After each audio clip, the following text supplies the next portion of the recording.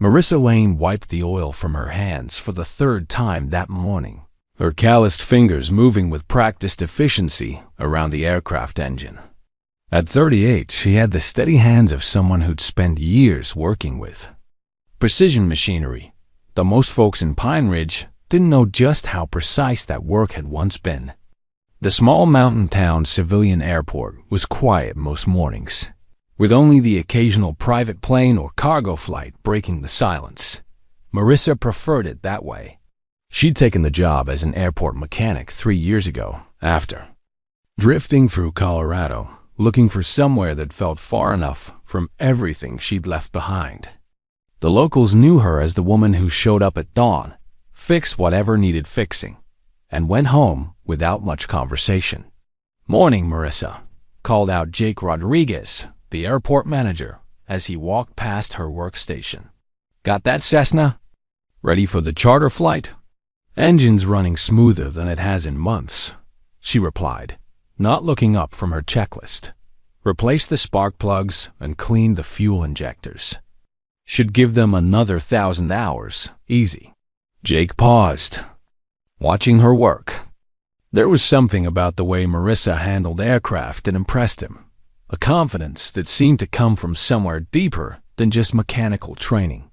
She knew exactly which tool to reach for without looking, could diagnose engine problems by sound alone, and had an uncanny ability to spot potential issues before they became dangerous. "You ever think about getting your pilot's license?" Jake asked casually. "With your knowledge of aircraft systems, you'd probably be a natural." Marissa's hands stilled for just a moment before continuing their work. "Flying's not for me," she said quietly. "I'm better with both feet on the ground." What Jake didn't know, what nobody in Pine Ridge knew, was that Marissa had once been Captain Marissa Lane, UH-60 Black Hawk pilot with over 2,000 flight hours and 3 combat deployments. She'd left the Army in 2015 after losing her entire crew in what the official report called mechanical failure during a routine training exercise. The truth was more complicated, but the result was the same. 4 good soldiers dead, and their pilot alive to carry the weight of it. The sound of rotors in the distance made her look up instinctively, her trained eye tracking the helicopter's approach pattern. It was a military transport, probably heading to the National Guard training facility 20 miles north. The aircraft passed overhead, and Marissa felt that familiar tightness in her chest, the one that came whenever she heard the distinctive whop-whop of rotor blades cutting through mountain air. "Must be nice to fly around these mountains," Jake commented, following her gaze. "Beautiful views up there." "Mountains are dangerous for aircraft," Marissa said, turning back to her work. "Wind shear, downdrafts, limited landing options. Most pilots don't have the training for it." Her voice carried an authority that made Jake look at her more closely. Sometimes, when she talked about aviation, it was like listening to someone with years of experience speaking, not just a mechanic who'd learned from manuals, but someone who'd lived it.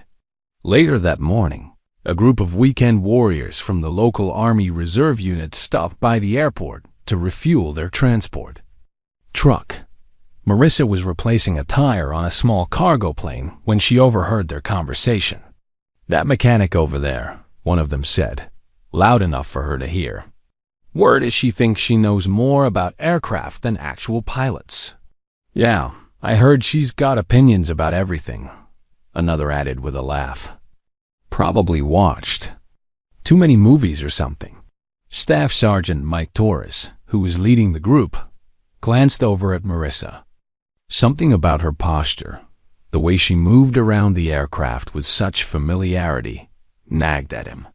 He'd been in the military long enough to recognize when someone carried themselves like they'd worn a uniform before. "You know anything about her background?" Torres asked Jake quietly. "Not much," Jake admitted.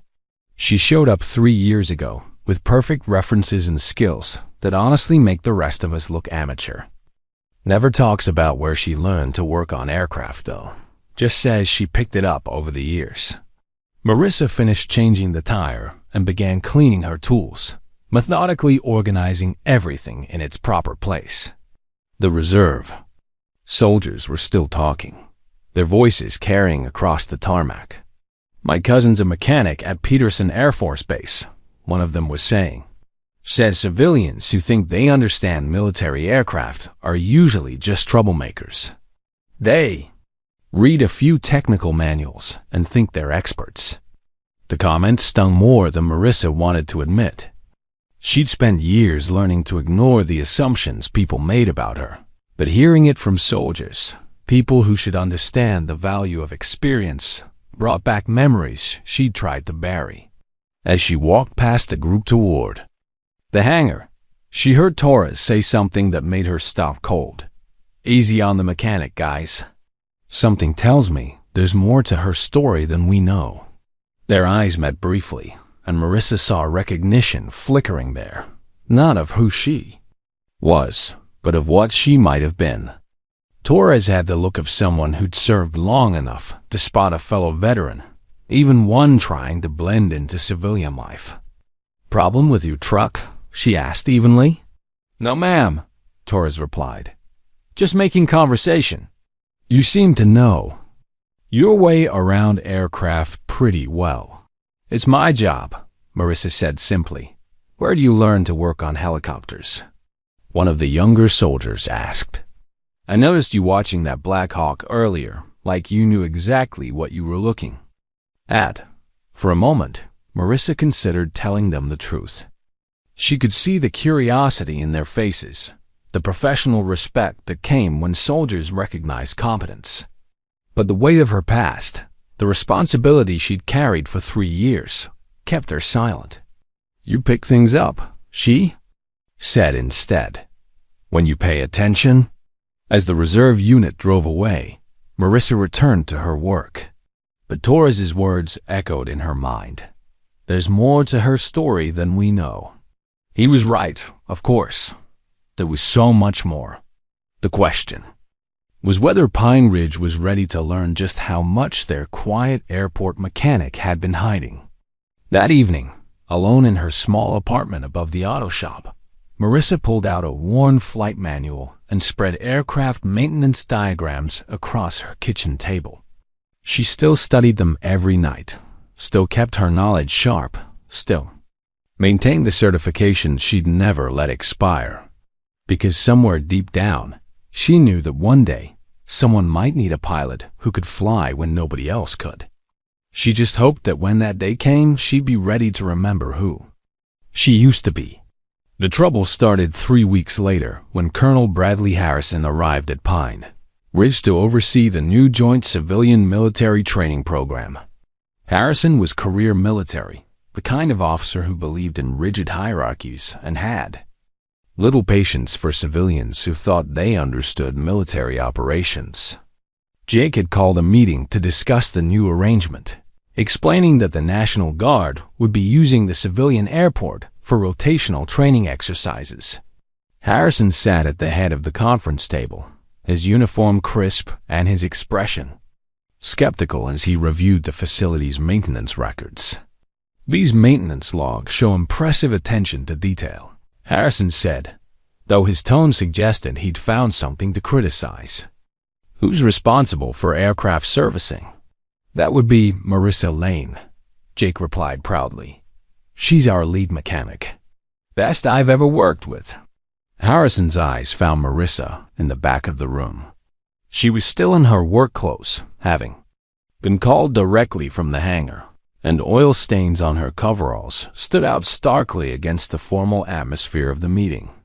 "Ms. Lane," Harrison said, his voice carrying the authority of someone accustomed to immediate compliance. "I've reviewed your personnel file. No formal military training, no advanced certifications from recognized institutions, just ... general experience, according to your application." "That's correct, sir," Marissa replied evenly. "Well, that's going to be a problem." Harrison closed the folder with a sharp snap. Military aircraft require maintenance personnel with specific security clearances and military-grade certifications. I can't have unqualified civilians working on government property. Jake shifted uncomfortably. Colonel, Marissa's work has been exemplary. She's maintained a perfect safety record, and I'm sure she's adequate for civilian aircraft, Harrison interrupted. But this is different. We're talking about multi-million-dollar military assets. The liability alone. He shook his head. I'll need to bring in certified military contractors for any maintenance work. Marissa felt the familiar burn of injustice in her chest. She'd maintained military aircraft for over a decade, had kept Black Hawks flying in combat conditions where a single mistake could cost lives. But without the paperwork to prove it, her experience meant nothing to someone like Harrison. "Permission to speak, sir?" she asked quietly. Harrison looked surprised that she'd spoken up. "Go ahead. I understand your concerns about qualifications, but I've worked on the same aircraft. Systems you'll be using. If you'd like to review my technical knowledge, Ms. Lane." Harrison's voice carried a condescending edge that made several people in the room wince. "I appreciate your enthusiasm, but military aviation is a completely different world from civilian maintenance. The tolerances are tighter, the procedures more complex, the stakes infinitely higher. No offense, but changing oil on a Cessna doesn't qualify you to service a Black Hawk." The command hit like a physical blow. Marissa kept her expression neutral, but inside, she was remembering the hundreds of pre-flight inspections she'd performed, the countless hours spent troubleshooting hydraulic systems and rotor assemblies under enemy fire. She'd once landed a damaged Black Hawk with a cracked tail rotor in a sandstorm, then spent 6 hours repairing it with nothing but basic tools and determination. "I understand," she said simply. But Harrison wasn't finished. "Furthermore, I'll need to establish clear boundaries about civilian access to military operations. That means no unauthorized personnel in the vicinity of military aircraft, no unsolicited technical advice, and absolutely no interference with our procedures." Jake looked uncomfortable. "Colonel, this is still a civilian airport. Ms. Lane needs to access all areas to perform her duties. Then we'll need to coordinate schedules to ensure separation," Harrison replied curtly. "Military operations take precedence. If your mechanic needs to work in an area we're using, she have to wait." The meeting continued for another hour, with Harrison laying out increasingly restrictive rules that would make Marissa's job nearly impossible. She couldn't inspect aircraft during military training periods, couldn't access hangars when military personnel were present, and couldn't offer technical opinions unless specifically requested, which, Harrison made clear, would never happen. After the meeting, Marissa walked back to the hangar feeling like she'd been demoted in her own workplace. Torres, who'd been present as the National Guard liaison, caught up with her. "That was rough," he said quietly. "Harrison's got a reputation for being ... difficult." "It's fine," Marissa replied, though her voice was tight. "I'll adjust." "You?" "No," Torres said carefully. "The way you talked about aircraft systems in there, it sounded like you had some real experience, more than just general maintenance." Marissa stopped walking and looked at him directly. "Does it matter?" "According to the colonel, I'm just a civilian who changes oil. Sometimes the best people are the ones who don't advertise their qualifications," Torres said. "I've learned to pay attention to what people can do, not what their paperwork says they can do." That evening, Marissa sat in her apartment staring at her old military documents, still sealed in their original envelope. Her discharge papers, commendations, flight records, all the proof she'd need to show Harrison exactly how qualified she was. But opening that envelope meant opening everything else. The investigation reports, the casualty notifications, the reminder of why she'd walked away from flying in the first place. She'd built a quiet life in Pine Ridge, found peace in the simple work of maintaining aircraft without the weight of command decisions. Harrison's dismissal stung, but it was safer than the alternative. Better to be underestimated than to risk everything she'd worked to leave behind. The next morning, she arrived at work to find a memo posted on the hangar door. New security protocols, civilian personnel. The list of restrictions was even longer than what Harrison had outlined in the meeting. She was effectively being pushed out of half her own workplace. Jake found her reading the memo, his face flushed with anger. This is ridiculous. I'm going to call the airport authority and... Don't, Marissa said quietly. It's not worth the fight. But you're the best mechanic we've ever had. They can't just... They can, Marissa interrupted. And they are. I'll work around it. But as she watched Harrison's team set up their equipment in the hangar she'd maintained for 3 years, Marissa felt something she hadn't experienced since leaving the Army, the desire to prove herself. Harrison had dismissed her based on assumptions and paperwork, but every instinct told her that eventually his arrogance would create a situation where qualifications mattered less than ability. When that moment came, she'd be ready. 2 weeks into the joint training program, Harrison's restrictions had turned Marissa's work life into a maze of frustration. She'd arrive at dawn to find military personnel already occupying the hangar, forcing her to wait hours before she could access her own equipment. When she finally got to work, she'd be interrupted by soldiers who'd been told to monitor civilian activities around military assets. The breaking point came on a Tuesday morning when Marissa was performing routine maintenance on a charter company's twin-engine plane. She discovered a hairline crack in the propeller hub, a potentially catastrophic failure that needed immediate attention. As she was documenting the problem and ordering replacement parts, a young lieutenant approached her. "Ma'am, I need you to step away from the aircraft," Lieutenant Kevin Walsh said, consulting his clipboard. "Colonel Harrison wants all civilian maintenance suspended while we conduct our training exercise."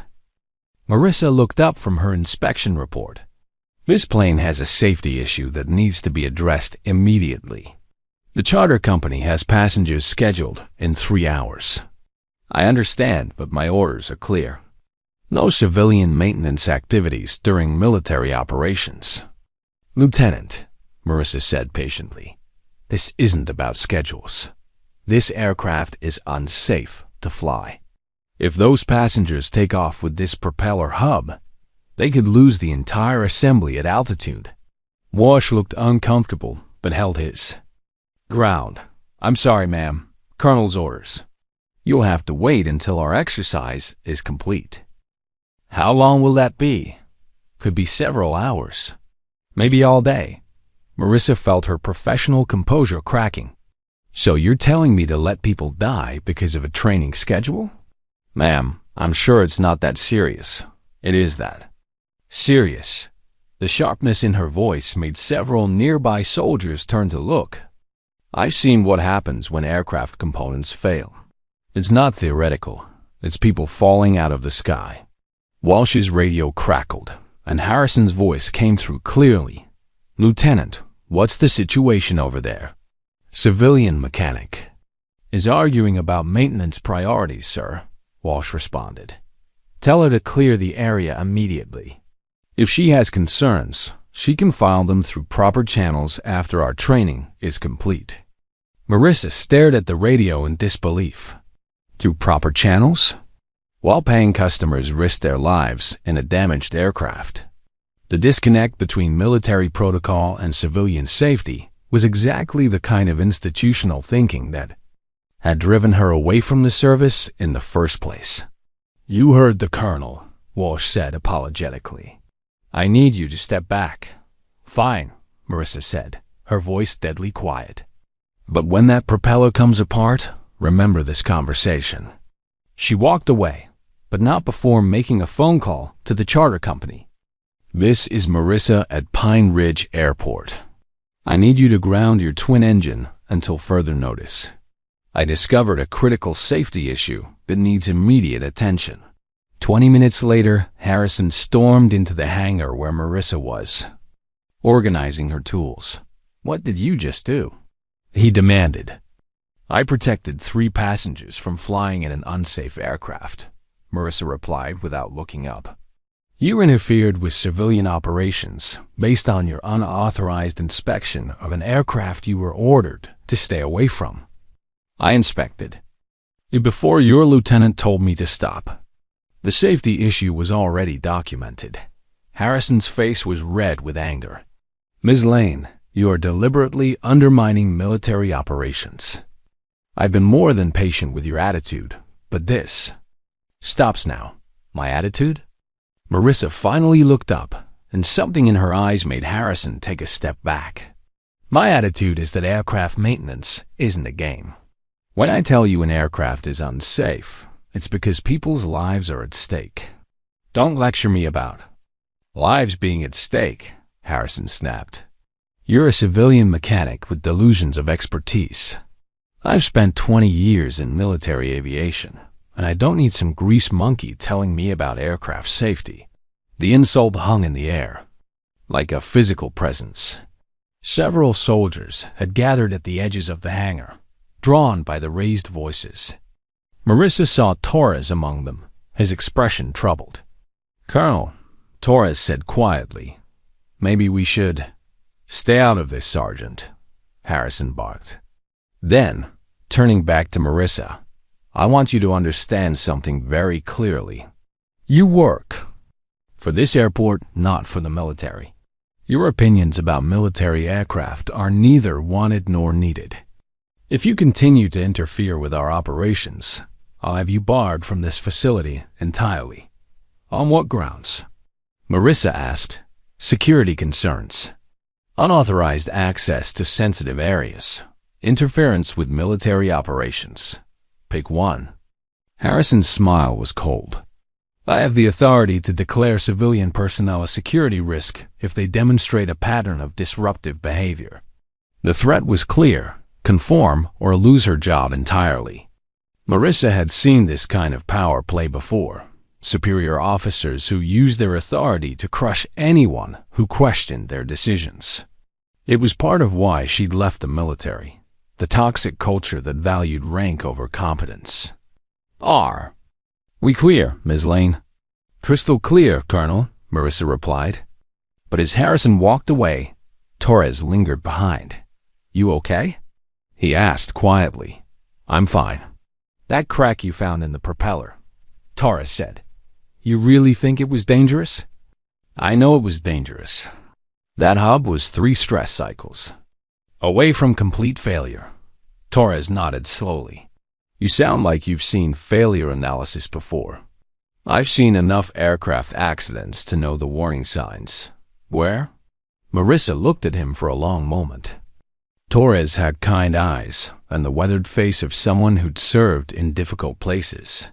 He was asking not as a fellow soldier fishing for information, but as someone who genuinely wanted to understand. "Places where mistakes cost lives," she said finally.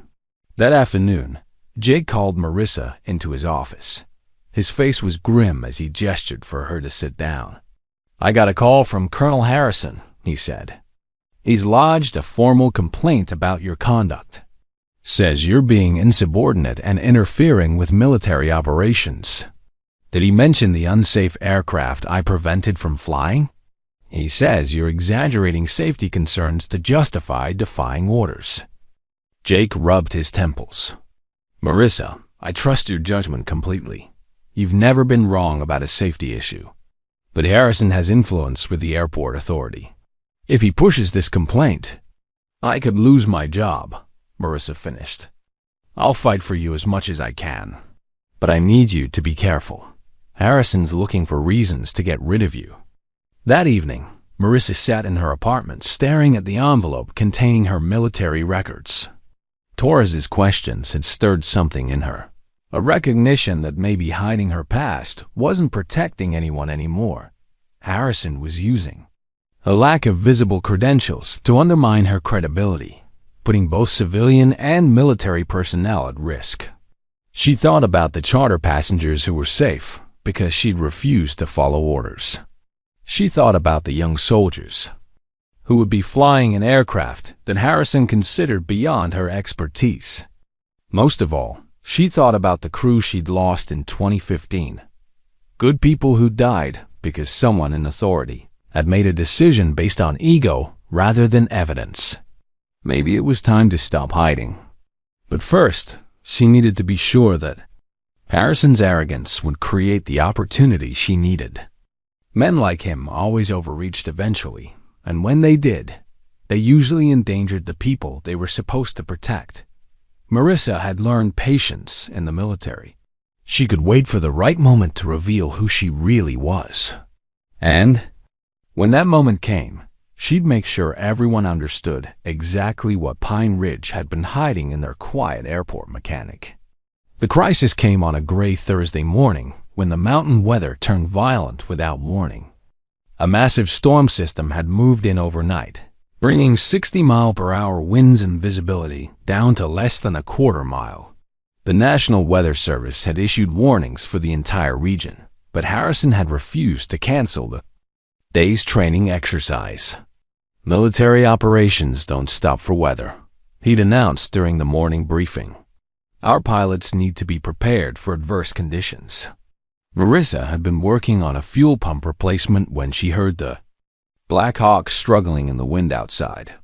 Through the hangar windows, she could see the aircraft fighting to maintain stable hover patterns, its nose dipping and rising as crosswinds hit the rotor system. The pilot was clearly having trouble, but Harrison was standing beside the landing pad with his radio, calling out instructions. "Looking good, Captain Williams," Harrison's voice crackled across the radio. "Try another approach from the south. Use the wind to your advantage," Marissa frowned.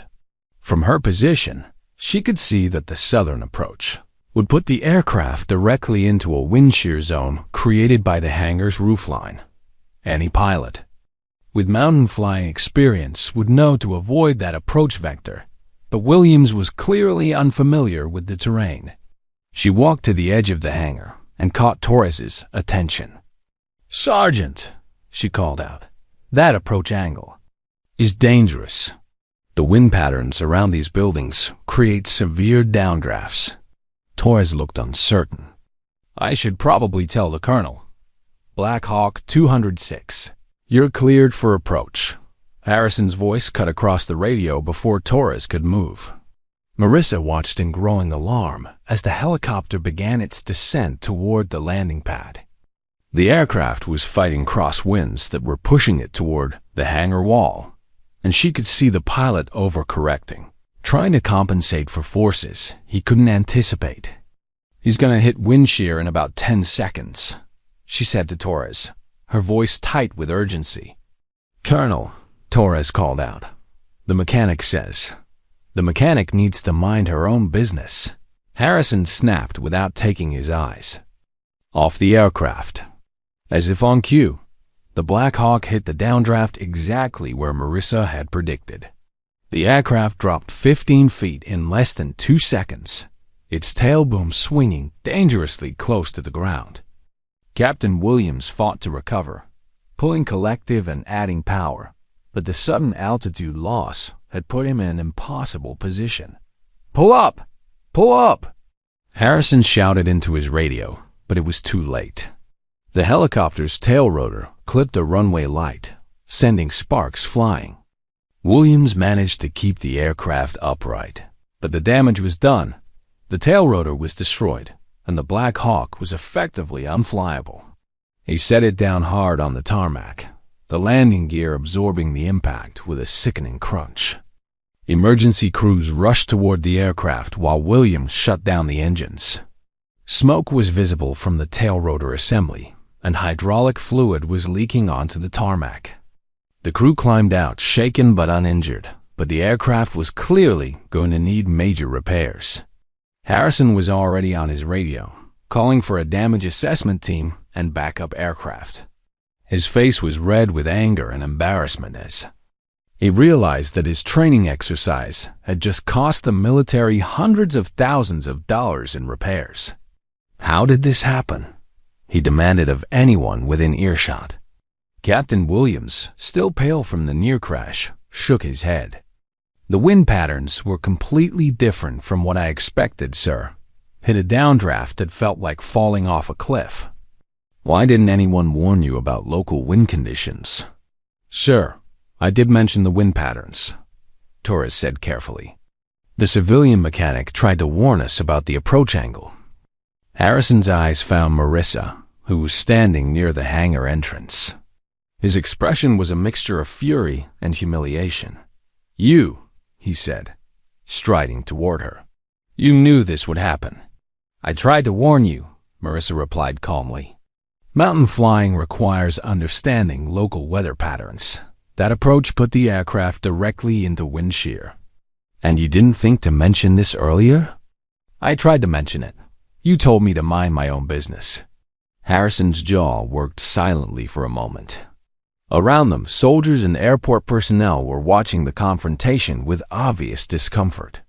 The damaged Black Hawk sat on the tarmac like physical evidence of his poor judgment. This is your fault, Harrison said finally. You had critical safety information and failed to provide it through proper channels. I provided it through the most direct channel available, Marissa shot back. I told your sergeant, who tried to tell you. You chose not to listen. You should have filed a formal weather advisory report. When? You've banned me from accessing military communication channels. You've restricted my access to aircraft. You've made it clear that my opinions aren't welcome. Marissa's voice was getting louder. 3 years of suppressed frustration finally breaking through. You can't have it both ways, Colonel. Either I'm qualified to assess flight conditions, or I'm not. But you don't get to blame me for following the restrictions you imposed. The crowd around them had grown larger. Jake was there, along with most of the airport staff and several soldiers from the training unit. Even Captain Williams had joined. The group, still wearing his flight helmet and looking shaken from the near disaster. Ma'am, Williams said quietly, did you really predict that wind shear? Yes, Marissa replied without breaking eye contact with Harrison. How? I've been flying Black Hawks for 8 years, and I've never encountered anything like what just happened. Because you've never flown in mountains like these, Marissa said. The terrain creates specific wind patterns that aren't covered in standard flight training. Anyone who's spent time flying in mountainous regions would know to avoid that approach. Vector, and you have that experience? Williams asked. Marissa hesitated. This was the moment she'd been dreading and anticipating for 3 years. She could continue hiding behind her civilian identity, or she could finally reveal the truth about her background. The decision was made for her by Harrison's next words. She's a mechanic, he said dismissively. She's never flown anything more complex than a paper airplane. This is just civilian second-guessing based on ground-side observations. The insult was too much. Marissa had watched Harrison's arrogance nearly kill a pilot and destroy a multi-million-dollar aircraft. She tried to prevent it and been ignored. Now he was trying to blame her for his own failures while dismissing her expertise as irrelevant. You're right, Colonel, she said quietly. I am just a mechanic. I've never commanded a flight unit or supervised training operations. I've never been responsible for military aviation policy or pilot certification programs. Harrison looked, confused by what seemed like capitulation. But I have done one thing you haven't, Marissa continued, her voice growing stronger. I've actually flown a Black Hawk in combat, multiple deployments, over 2,000 flight hours, including mountain operations in Afghanistan where wind patterns like this one kill pilots who don't know what they're looking for. The silence that followed was deafening. Harrison's face went through several color changes as the implications of her statement sank in. Around them, Soldiers and civilians alike were staring at the woman they'd known as a quiet airport mechanic. "That's impossible," Harrison said weakly. "Your personnel file shows no military service." "My personnel file shows what I wanted it to show," Marissa replied. "I came here to escape military aviation, not to advertise my qualifications. But I never stopped being a pilot, Colonel. I just stopped wearing the uniform." Torres stepped forward, his face a mixture of amazement and respect. "Ma'am, what was your rank?" "Captain," Marissa said simply. 160th Special Operations Aviation Regiment. I left the service in 2015 after losing my crew in a training accident. The words hit the crowd like a physical blow. The 160th SOAR was legendary among military aviators, the Night Stalkers, who flew the most dangerous missions in the most impossible conditions. Their pilots were considered the best in the world. Captain Williams removed his helmet and looked at Marissa with something approaching awe. "Ma'am, I had no idea. If I'd known you were SOAR, I would have asked for your input on the flight conditions. You shouldn't have needed to know my credentials to listen to a safety warning," Marissa replied. "Good judgment should be enough." Harrison was looking around desperately, realizing that his authority had just evaporated in front of his own troops. The woman he'd been dismissing as an unqualified civilian was not only more experienced than him, she was more experienced than almost anyone in military aviation. "This changes nothing," he said, but his voice lacked conviction. "You're still a civilian employee with no current military authority." "You're right," Marissa agreed. "I'm still just a mechanic. But now everyone knows that when I tell you an aircraft is unsafe or a flight plan is dangerous, I'm not guessing." She turned and walked back toward the hangar, leaving Harrison standing beside his damaged helicopter with the wreckage of his credibility scattered around him. The quiet mechanic had finally shown her wings, and nothing at Pine Ridge Airport would ever be the same. Word of Marissa's revelation spread through the military community like wildfire. By evening, Torres had received 3 phone calls from former colleagues, asking if it was true that the famous Captain Lane was working as a civilian mechanic in Colorado. By the next morning, Jake's office phone was ringing with inquiries from aviation magazines and military historians who wanted to interview the ghost pilot of Pine Ridge. Marissa tried to maintain her normal routine, arriving at dawn to perform her scheduled maintenance tasks. But the atmosphere at the airport had changed completely. Soldiers who had previously ignored her now approached with respectful questions about aircraft systems and flight techniques. Even the civilian pilots were treating her differently, asking for her opinion on weather conditions and flight planning. Harrison, meanwhile, had become increasingly isolated.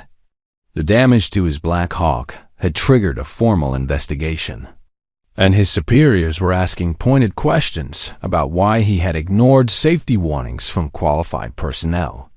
The preliminary report made clear that the accident was preventable and that Harrison had been specifically warned about the wind conditions he'd chosen to ignore. "Ma'am." Torres appeared at Marissa's workstation around noon. "Could I speak with you privately?" They walked to a quiet corner of the hangar, away from the curiosity of other personnel. "I got a call from my commanding officer this morning," Torres said carefully. "There's going to be an official inquiry into yesterday's accident. They want to interview you as a witness." "I figured as much. The thing is, they also want to review your military records. The official ones. And when they do that..." Torres paused. "Ma'am, I did some checking. Your service record is impressive. More than impressive. You didn't just fly Black Hawks. You flew some of the most dangerous missions in Afghanistan. Special operations extractions, medical evacuations under fire, reconnaissance flights in hostile territory." Marissa continued working on the engine she was servicing, not meeting his eyes. "That was a long time ago. 3 years isn't that long. And according to your records, You didn't just leave the military. You requested immediate discharge after your crew was killed. No transition period. No administrative duties. Just ... gone. What's your point, Sergeant? My point is that Colonel Harrison isn't the only one who's going to be scrutinized by this investigation. When word gets out about who you really are, there are going to be questions about why a pilot with your qualifications is changing oil instead of flying. Marissa finally looked up from her work. And you think that's a problem? I think it's a waste, Torres said honestly. We're short on qualified pilots, especially ones with mountain and combat experience. The National Guard could use someone like you. I'm not interested in returning to military service. Then what about civilian aviation? Medical helicopters, search and rescue, firefighting. There are lots of ways to use your skills without wearing a uniform. Marissa was quiet for a long moment. Sergeant, do you know what happened to my crew in 2015? I know they died in a training accident. I know it wasn't your fault. The investigation cleared you of any wrongdoing. The investigation was wrong. The words came out flat and emotionless. My crew died because I made a decision based on incomplete information. I trusted my instruments over my instincts, and 4 good soldiers paid the price. Ma'am, mechanical. Failures happen. That's not on the pilot. Everything is on the pilot, Marissa said sharply. When you're in command of an aircraft, every decision is yours. Every life is your responsibility. I made a choice that killed my crew, and I've had to live with that for 3 years. Torres absorbed this quietly. Is that why you became a mechanic? To make sure other people's aircraft don't fail? I became a mechanic because machines don't make life or death decisions. They either work or they don't. There's no gray area, no judgment calls that get people killed. But yesterday, you made a judgment call. You warned us about the wind conditions, and when we didn't listen, you prevented civilians from flying in unsafe conditions. That decision saved lives. That was different. How? Marissa didn't have a good answer for that. The truth was that she'd acted on instinct yesterday, drawing on years of training and experience without thinking about the consequences. For a few minutes, she'd felt like a pilot again, responsible, competent, necessary. Look, Torres said gently, I'm not trying to push you back into flying. But maybe it's time to stop hiding what you can do. Harrison's investigation is going to expose your background anyway. You might as well control how that story gets told. That afternoon, Jake approached Marissa with a formal request from the Federal Aviation Administration. The accident investigation had triggered a comprehensive review of airport safety procedures, and the FAA wanted to interview all personnel with relevant expertise. They specifically asked for you, Jake said, handing her the paperwork. Apparently, word has reached pretty high levels about your background. The investigator who called said you're one of only 12 people in the country with your combination of combat flying experience and civilian aircraft maintenance certification. Marissa scanned the documents. The interview was scheduled for the following week, and it was clear that hiding her past was no longer an option. The investigation would examine every aspect of yesterday's accident, including Harrison's decision to ignore safety warnings from qualified personnel. Jake, she said slowly, what would happen if I told you I was thinking about getting current? On my flight certifications again?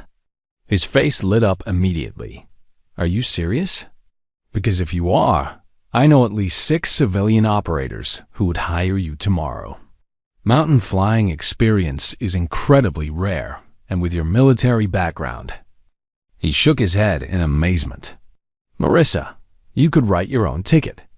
I'm not making any decisions yet. I'm just thinking. That evening, Marissa finally opened the envelope containing her military records. The documents spread across. Her kitchen table told the story of a decorated pilot with an exemplary service record.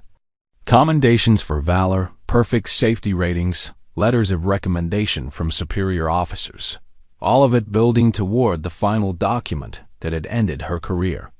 The investigation report into the crash that killed her crew was thorough and detailed.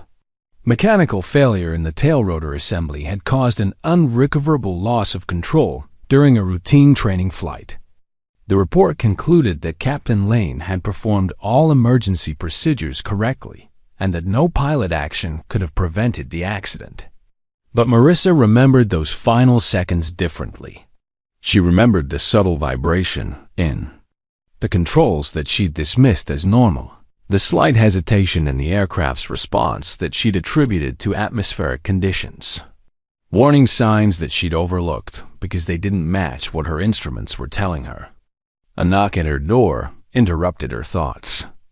She opened it to find Captain Williams, still pale but looking more composed than he had after the accident. "Ma'am, I hope you don't mind me stopping by. Sergeant Torres gave me your address. Is everything okay, Captain?" "Yes, ma'am. I wanted to thank you personally for trying to warn us yesterday, and to apologize for not listening when you tried to help." Marissa invited him in, quickly gathering up the military documents from her table. "You don't need to apologize. You were following orders." "With respect, ma'am, that's not good enough. I'm a pilot. My first responsibility is to the safety of my aircraft and crew, not to following orders that put people at risk." Williams looked around her modest apartment, taking in the technical manuals and aircraft diagrams that lined the shelves. "Can I ask you something?" "Go ahead." "Why didn't you tell us who you were from the beginning? If we'd known you were sore, everyone would have listened to you." "Because I didn't want to be sore anymore," Marissa said simply. "I wanted to be a mechanic who fixed engines and minded her own business. But you can't really leave it behind, can you? The knowledge, the instincts, they're still there." Williams was right, and Marissa knew it. Yesterday had proven that. 3 years of civilian life hadn't dulled her aviation skills or her ability to read dangerous situations. If anything, her time as a mechanic had given her insights into aircraft systems that she'd never had as a pure pilot. "Captain, can I ask you something?" "Of course, ma'am." "If you had known about the wind conditions yesterday, would you have made the same approach?" Williams shook his head immediately. "No, ma'am, not even close. I would have requested a different approach vector or delayed the training until conditions improved. Then the accident wasn't inevitable. It was preventable." "Yes, ma'am. Completely preventable," Marissa nodded slowly. "That's the difference between mechanical failure and pilot error. Mechanical failures happen despite our best efforts. Pilot errors happen because someone chose not to use available information." The conversation continued for another hour, with Williams asking detailed questions about mountain flying techniques and weather pattern recognition. It was clear that he was genuinely interested in learning from someone with superior experience, and Marissa found herself enjoying the technical discussion. After Williams left, Marissa sat at her kitchen table staring at her old flight manuals. Torres and Williams were both right.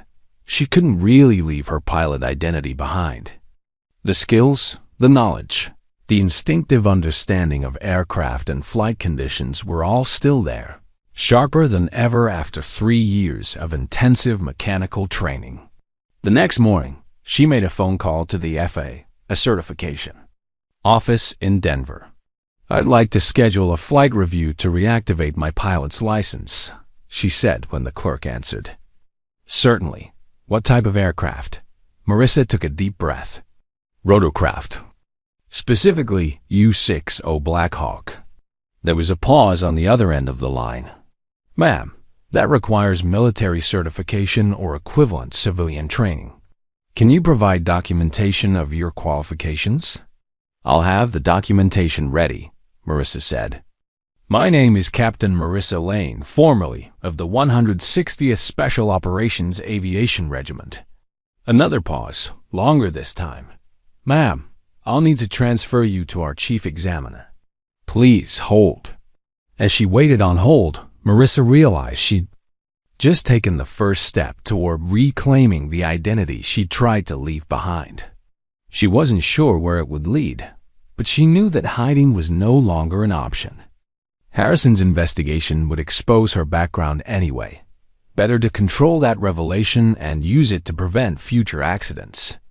When the chief examiner came on the line, his voice was respectful and slightly awed. "Captain Lane, we've heard about the situation at Pine Ridge. I understand you prevented a serious accident by recognizing dangerous weather conditions?" "I tried to prevent an accident," Marissa corrected. "Unfortunately, my warning wasn't heeded in time." "Well, preventing the one you could prevent still saved lives. I'm told you stopped civilian aircraft from flying in unsafe conditions?" "That's correct." "Captain, I'd like to offer you expedited processing for your certification renewal. Pilots, with your background and demonstrated judgment, are exactly what civilian aviation needs. When would you like to schedule your flight review?" Marissa looked out her window at the airport, where she'd spent 3 years hiding from her past. "As soon as possible," she said. The tJudgeByLooks team arrived at Pine Ridge Airport on Monday morning, led by Senior Inspector Patricia Rodriguez, a no-nonsense woman with 30 years of aviation safety experience. Word had already spread through official channels about the SOAR pilot working as a civilian mechanic, and Rodriguez came prepared to uncover exactly how a preventable accident had occurred, despite having world-class expertise available. Harrison met the investigation team at the airport entrance, clearly hoping to control the narrative from the start. He'd spent the weekend preparing his defense, focusing on the unpredictability of mountain weather and the inherent risks of training operations. "Inspector Rodriguez," he said with forced confidence, "I want to assure you that this was an unfortunate accident caused by unusually severe weather conditions. We followed all standard protocols for flight operations." Rodriguez consulted her tablet, where she'd already reviewed preliminary reports. "Colonel, I understand you were specifically warned about wind conditions by qualified personnel before the accident occurred. Can you walk me through your decision-making process?" "Well, there were some general concerns raised about weather," Harrison said carefully, "but nothing that rose to the level of canceling essential training operations." "General concerns? From what source?" Harrison hesitated. "A civilian employee made some comments about wind patterns." "This civilian employee, would that be Captain Marissa Lane, formerly of the 160th Special Operations Aviation Regiment?" The blood drained from Harrison's face. "Yes, that's correct." "And you characterized her professional assessment of dangerous flight conditions as general concerns?" "At the time, I was unaware of her background." Rodriguez made a note on her tablet. "Colonel, are you telling me that you ignored safety warnings without bothering to verify the qualifications of the person providing them?" Before Harrison could answer, Marissa appeared at the hangar entrance. She was dressed in her usual work clothes, but she carried herself differently now. The confident posture of someone who no longer had to hide her expertise. "Inspector Rodriguez?" "I'm Marissa Lane. I understand you wanted to interview me about yesterday's accident." Rodriguez looked up from her tablet and extended her hand. "Captain Lane, thank you for making yourself available. I've reviewed your service record. Quite impressive. Could you walk me through what happened from your perspective?" Over the next hour, Marissa provided a detailed account of the events leading up to the accident. She explained the specific weather conditions that made the southern approach dangerous, described her attempts to warn military personnel, and outlined the chain of command failures that had prevented her information from reaching the pilot. "In your professional opinion," Rodriguez asked, "was this accident preventable?" "Completely preventable," Marissa replied without hesitation. "The wind patterns around these buildings are predictable and well documented. Any pilot with mountain flying experience would have recognized the danger. And you attempted to share this information with military personnel? I tried to warn Sergeant Torres, who attempted to relay the information to Colonel Harrison. The colonel explicitly told him that my opinions weren't welcome. Rodriguez turned to Harrison, who was standing nearby, looking increasingly uncomfortable. Colonel, is that accurate? Inspector, you have to understand the context, Harrison said desperately. This woman had been consistently interfering with our operations, offering unsolicited advice despite having no apparent qualifications. I had no way of knowing she was former military. Colonel, Rodriguez said coldly, are you telling me that you made command decisions affecting flight safety without bothering to verify the background of personnel providing safety-related information? She was introduced to me as a civilian mechanic who demonstrated extensive knowledge of aircraft systems and flight operations. Did that not suggest to you that further inquiry might be warranted? The interrogation continued for another 30 minutes, with Harrison's position becoming more untenable by the moment. When Rodriguez asked to interview Captain Williams, the pilot's account matched Marissa's exactly. Specific warnings had been ignored. Qualified advice had been dismissed. And the accident had resulted from a failure of command judgment rather than unavoidable circumstances. Captain Williams, Rodriguez asked, if you had been aware of Captain Lane's qualifications and had received her weather assessment, would you have proceeded with the planned approach? Absolutely not, Williams replied immediately. I would have requested alternative approach vectors or delayed the training until conditions improved. A SOAR pilot's assessment of flight conditions is something you take seriously, always. By Tuesday afternoon, word of the investigation's preliminary findings had reached Harrison's superiors. Colonel Amanda Foster, Harrison's commanding officer, arrived at Pine Ridge to conduct her own review of the situation. Foster was a career aviator with combat experience in Iraq, and she had little patience for the kind of institutional arrogance that endangered personnel. Bradley, Foster said privately to Harrison, explain to me how you managed to ignore safety warnings from one of the most qualified pilots in the Army. I didn't know who she was, Harrison protested. Her personnel file showed no military service. So you made no effort to verify her qualifications, despite obvious indicators of expertise? She was deliberately concealing her background. Foster's expression was ice cold. Bradley, you're missing the point. Whether she was a former SOAR pilot or just an observant civilian, she provided specific technical information about flight safety. Your job as a commander is to evaluate that information, not dismiss it based on assumptions about the source. The conversation was interrupted by Torres, who knocked on the office door. Ma'am, sorry to interrupt, but I thought you should know. Captain Lane just completed her FAA recertification flight. She's officially current on Black Hawks again. Foster looked interested. How did she perform? According to the examiner, it was the most impressive demonstration he'd seen in 20 years. She flew approaches that he said were textbook perfect, including several mountain flying scenarios that most pilots wouldn't attempt. After Torres left, Foster turned back to Harrison. Bradley, do you understand what's happened here? You had access to world-class aviation expertise, and not only failed to use it, you actively prevented it from being shared with personnel under your command. That pilot could have died yesterday because of your ego. Colonel, I was following standard protocols for. You were following your own prejudices, Foster interrupted. And those prejudices nearly killed one of our people. The preliminary investigation makes it clear that this accident was entirely preventable if you had simply listened to qualified advice. Wednesday morning brought news that Harrison had been dreading. His superiors had decided to launch a formal inquiry into his fitness for command.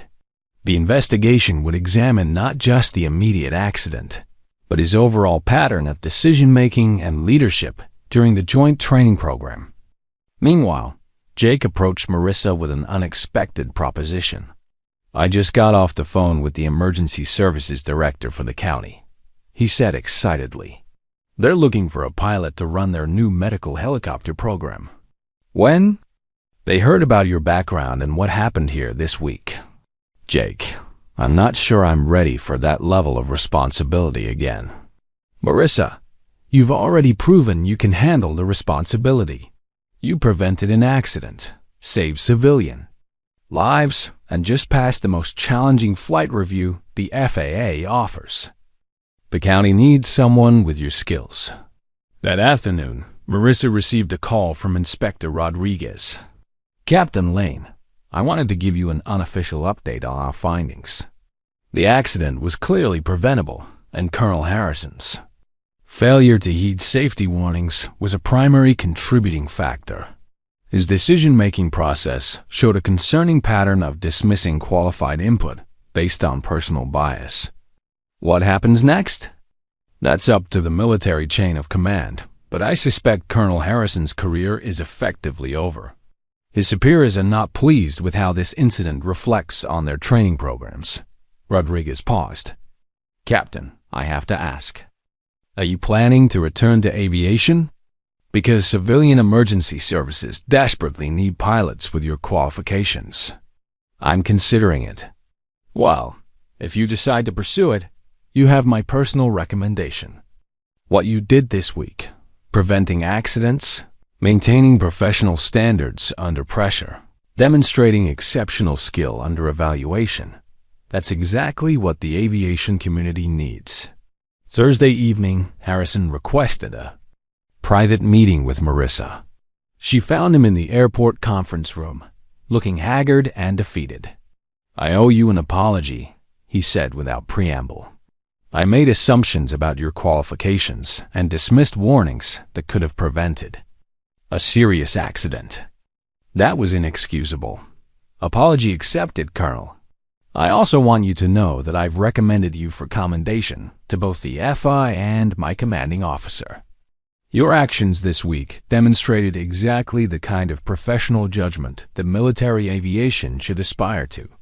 Marissa studied his face, seeing genuine remorse there. "Colonel, can I give you some advice? Please. Don't dismiss expertise just because it doesn't come with the credentials you expect. Some of the best pilots I've known were warrant officers who started as mechanics.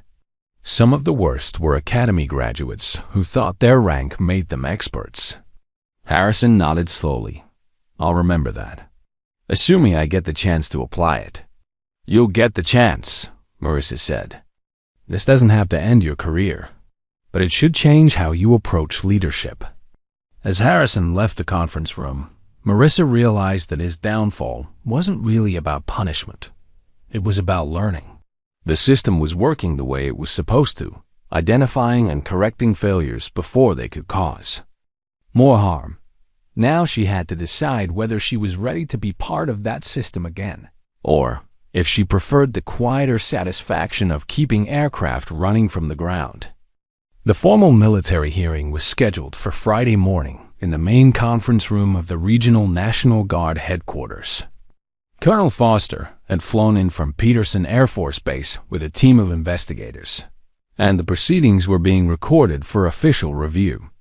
Harrison sat at one end of the long table, flanked by his military attorney, while Marissa occupied a chair near the window, technically present as a witness, but knowing she was really the central figure in determining Harrison's fate. This hearing will examine the command decisions that led to the preventable accident of UH-60, tail number 8423958, Foster announced formally. Specifically, we'll review Colonel Harrison's response to safety warnings provided by qualified personnel. The first hour was devoted to technical testimony. Williams described the weather conditions and his lack of familiarity with mountain flying. The FIA examiner explained why the southern approach vector was inherently dangerous given the terrain and wind patterns. Military meteorologists confirmed that the conditions were predictable and well within the scope of normal pre-flight planning. Then Foster called Marissa to provide her account. "Captain Lane," Foster began, "please describe your interaction with military personnel regarding flight safety on the day of the accident." Marissa had spent the previous evening preparing for this moment, organizing her thoughts and reviewing the sequence of events. She spoke clearly and precisely, outlining her assessment of the weather conditions, her attempts to communicate warnings through proper channels, and Harrison's explicit dismissal of her concerns. "In your professional opinion," Foster asked, "was Carl Harrison's decision to proceed with the training exercise reasonable given the available information?" "No, ma'am. The wind conditions created obvious hazards for helicopter operations, particularly for pilots unfamiliar with mountain flying. Any experienced aviator should have recognized the danger and either modified the flight plan or delayed the exercise." "And you attempted to communicate this assessment to military personnel?" "I specifically warned Sergeant Torres about the wind shear patterns around the hangar building. He attempted to relay this information to Colonel Harrison, who dismissed it without consideration." Foster made notes on her tablet, then looked directly at Harrison. "Colonel, you've heard Captain Lane's testimony. Do you dispute any of the facts she's presented?" Harrison's attorney leaned over to whisper something, but Harrison waved him off. "No, ma'am. Her account is accurate." "Then help me understand your reasoning. Why did you dismiss safety warnings from personnel with apparent expertise in aviation operations?" This was the moment Harrison had been dreading. The entire investigation had led to this simple question. Why had he ignored qualified advice? That could have prevented the accident? "Ma'am, at the time, I was unaware of Captain Lane's military background. Her personnel file indicated civilian employment with no military experience. I made the decision that civilian input on military flight operations was ... inappropriate." "Colonel, let me make sure I understand this correctly. You received specific technical information about flight safety hazards, and you dismissed this information without verification because you assumed the source lacked qualifications."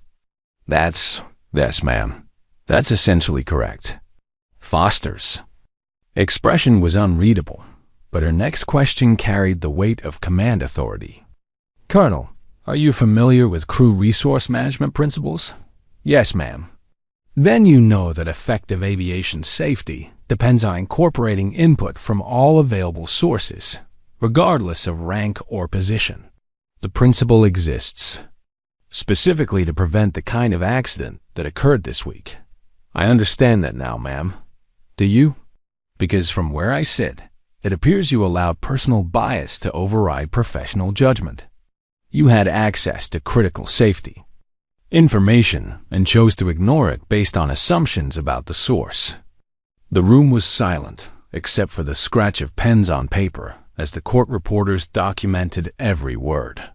Harrison's face was pale, and Marissa could see him struggling with the weight of his mistakes. Foster continued her interrogation for another 30 minutes, systematically dismantling every aspect of Harrison's decision-making process. She demonstrated how multiple opportunities existed for him to verify Marissa's qualifications, how standard protocols required him to investigate potential safety hazards, and how his command philosophy had created an environment where crucial information couldn't flow upward.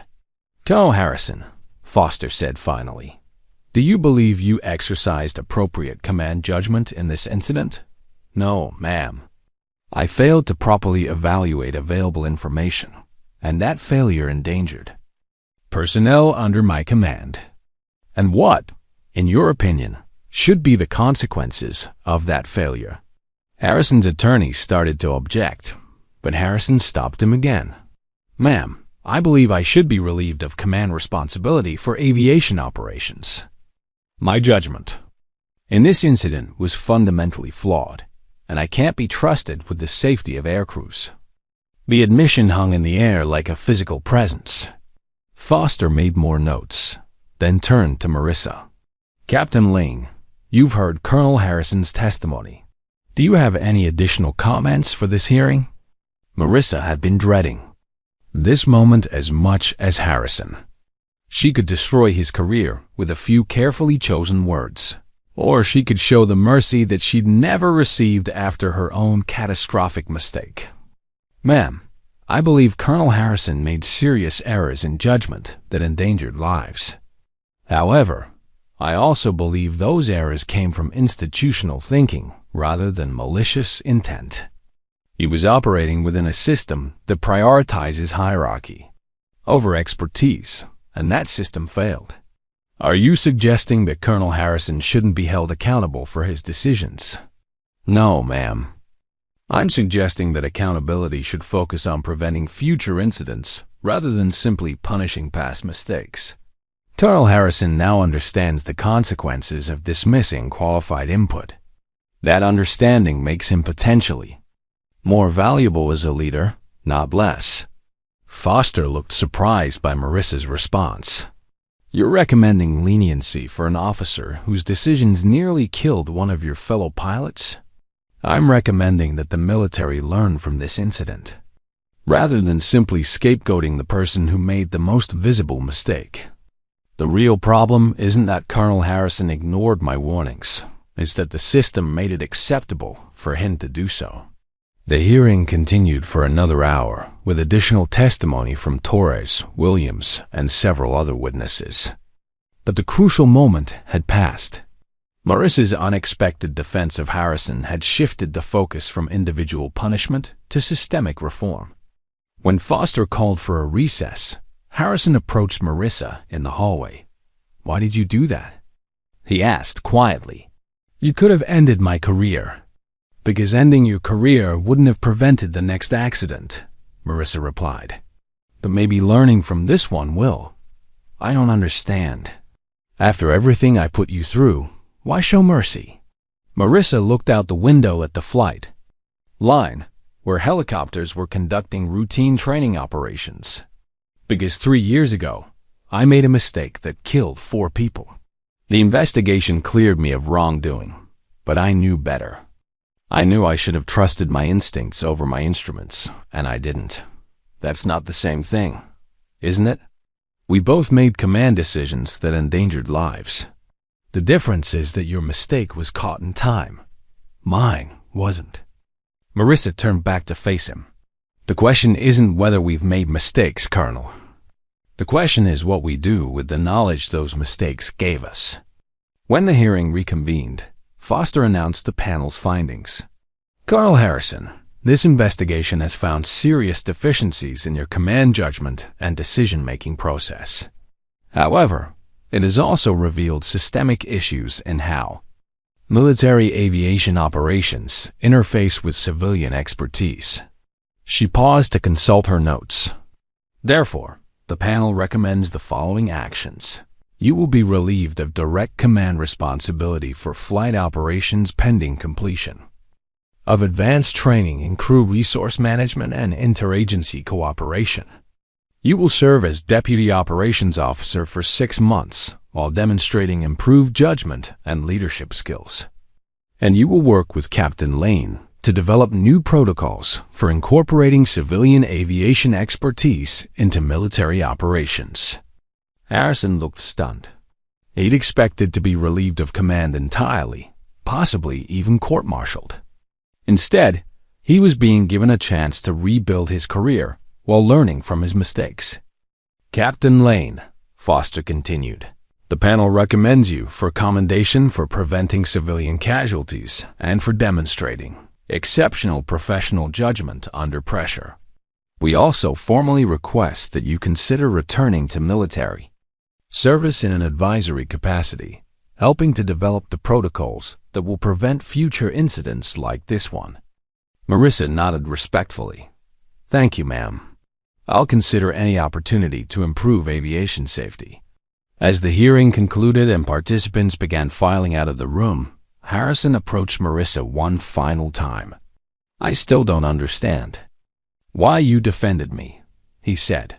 Because someone once told me that the best pilots aren't the ones who never make mistakes, Marissa replied. They're the ones who learn from their mistakes and make sure those lessons protect other people. Who told you that? My crew chief, about a week before he died in the crash I could have prevented. Marissa picked up her papers and headed toward the door. The question now, Colonel, is what you're going to do with the second chance you've been given. 6 months later, Pine Ridge Airport had become something of a legend in military aviation circles.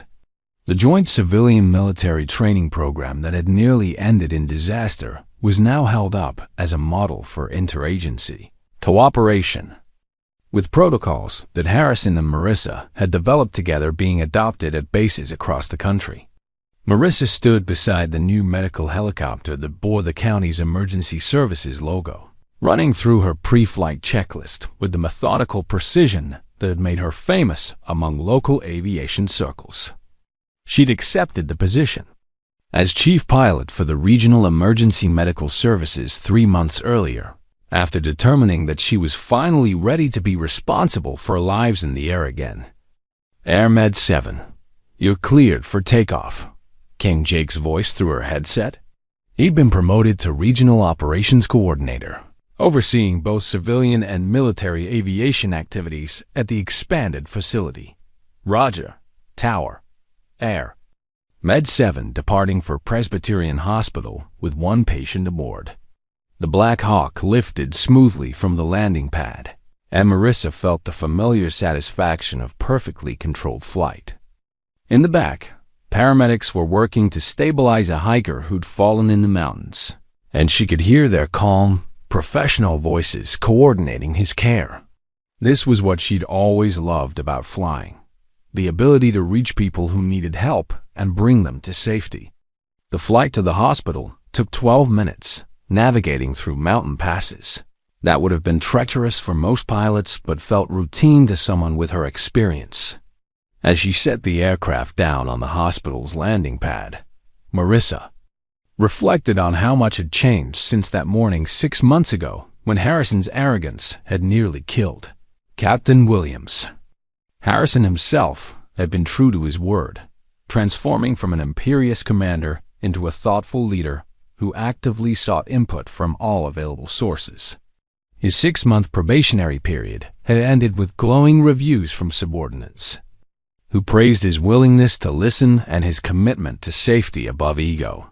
He'd been promoted to Deputy Base Commander, with specific responsibility for developing aviation safety protocols.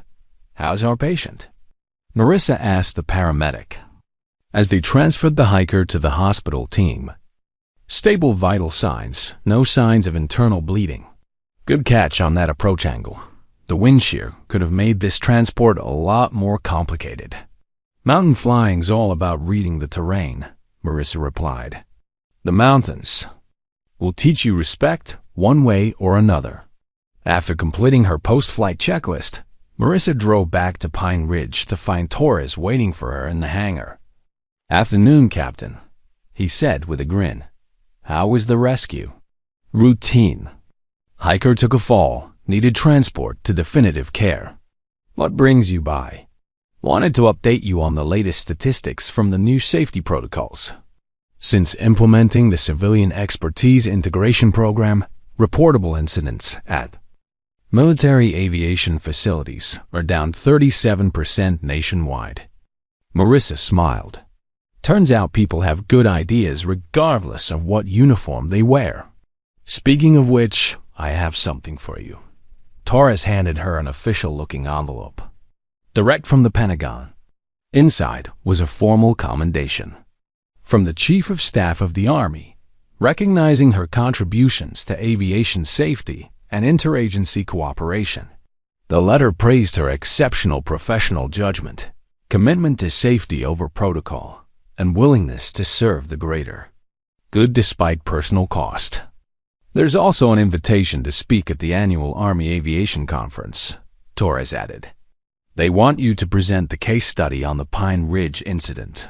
"I'll think about it." "You should do it. Your story needs to be heard." "How many?" Other qualified people are hiding in plain sight because the system doesn't know how to recognize expertise that doesn't come with the expected credentials. Before Marissa could respond, Jake's voice came over the hangar intercom. "Marissa, we've got an emergency call. Lost hikers in the national forest. Weather's deteriorating fast. You available for immediate launch?" "On my way," she replied, already moving toward the helicopter. As she strapped herself into the pilot's seat and began spinning up the rotor blades, Marissa thought about the path that had led her here. 3 years ago, she'd come to Pine Ridge trying to escape the responsibility of flight command. She'd wanted the simple satisfaction of fixing machines without risking lives. But life had a way of finding people who were hiding from their true calling. The helicopter lifted off into afternoon skies that were beginning to show signs of the approaching storm system.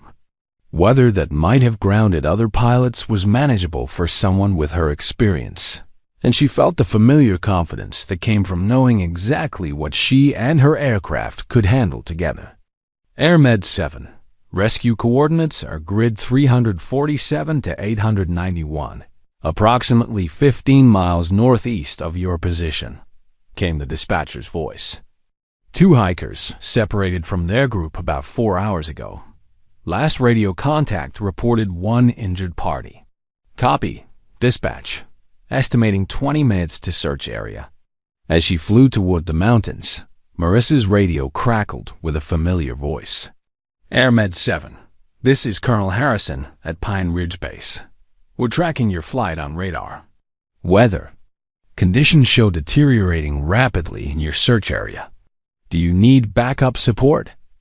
It was a small gesture, but it represented how much had changed between them. 6 months ago, Harrison would never have offered assistance to a civilian operation. Now he was actively monitoring emergency flights and offering military resources. When needed, appreciate the offer, Colonel. I'm monitoring conditions and will advise if support is needed. Roger that. We have a Black Hawk on standby if weather forces you to abort. Your safety protocols are now our protocols. We don't take unnecessary risks. Marissa smiled at the reference to the safety guidelines they developed together. Harrison had learned that true leadership meant protecting personnel by making smart decisions, not by demonstrating courage through unnecessary risks. The search and rescue operation took 3 hours, with Marissa using her mountain flying experience to navigate through deteriorating weather conditions that would have grounded most pilots. She found the lost hikers sheltering in a cave system, extracted them using a combination of tactical flying and rope rescue techniques, and delivered them safely to the base hospital, just as the storm system moved in with full force. That evening, she sat in her apartment reviewing the day's flight logs and updating her technical knowledge with the latest aviation publications. The routine was familiar and comforting, the careful attention to detail that kept aircraft flying safely and brought people home alive. A knock at her door interrupted her study. She opened it to find a young woman in military fatigues, nervously holding a folder of papers. "Ma'am, I'm Lieutenant Jessica Ryan, newly assigned to the Pine Ridge Unit." Colonel Harrison said, "You might be willing to answer some questions about mountain flying techniques?" Marissa invited her in, recognizing the eager expression of a pilot who was genuinely interested in learning. Over the next 2 hours, she shared insights about terrain navigation, weather pattern recognition, and emergency landing procedures that couldn't be found in any manual. "Ma'am," Ryan said as she prepared to leave, "can I ask you something personal?" "Go ahead. Why did you leave active duty?" "With your qualifications and experience, you could have commanded any aviation unit in the Army." Marissa considered the question carefully, because I needed to learn the difference between being a pilot and being a leader. Sometimes the best way to serve is to step back and make sure you're serving for the right reasons. And are you? Serving for the right reasons now? I think so. When I was active duty, I flew because it was my job. Now I fly because people need help, and I have the skills to provide it. The difference is subtle, but it matters. After Ryan left, Marissa returned to her flight manuals, but her mind was on the conversation. She'd found her purpose again, not as someone trying to prove herself or advance her career, but as someone using her abilities to make a difference in her community. A year later, Marissa was featured on the cover of Aviation Weekly magazine, with a story titled "The Mechanic Who Saved Military Aviation." The article detailed how her confrontation with Harrison had led to comprehensive reforms in how civilian expertise was integrated into military operations, potentially preventing hundreds of future accidents. But the recognition that meant the most to her was simpler. A handwritten note from Torres, now serving as a flight instructor at the Army's Aviation School, reporting that the safety protocols they developed were being taught to every new military pilot in the country. Your willingness to speak up when others wouldn't listen has literally saved lives, Torres wrote. Every pilot who learns these procedures will be safer because you had the courage to challenge a system that wasn't working. Marissa folded the letter and placed it in her flight bag, next to the photos of her original crew that she'd carried for 8 years. She'd never stopped missing them, but she'd finally found a way to honor their memory that didn't require hiding from her own abilities. Outside her window, she could hear the sound of helicopters conducting evening training flights, their rotor blades cutting through mountain air with precision and purpose. Tomorrow she'd be back in the cockpit, ready to respond to whatever emergencies the mountains might create. She'd learned that true service wasn't about wearing a uniform or holding a particular rank. It was about being ready to act when others needed help, using whatever skills and experience you possessed to make the world a little safer for everyone. The quiet mechanic had found her wings again, not through ambition or recognition, but through the simple understanding that some responsibilities can't be hidden. They can only be embraced with wisdom earned through experience and mistakes. That had taught her the true value of listening, learning, and leading by example. In the end, that was enough. If you enjoyed this story, don't forget to hit the subscribe button and become a part of our Everyday Life Stories community. Where are you watching from? Drop a comment below. We love hearing from our amazing viewers around the world.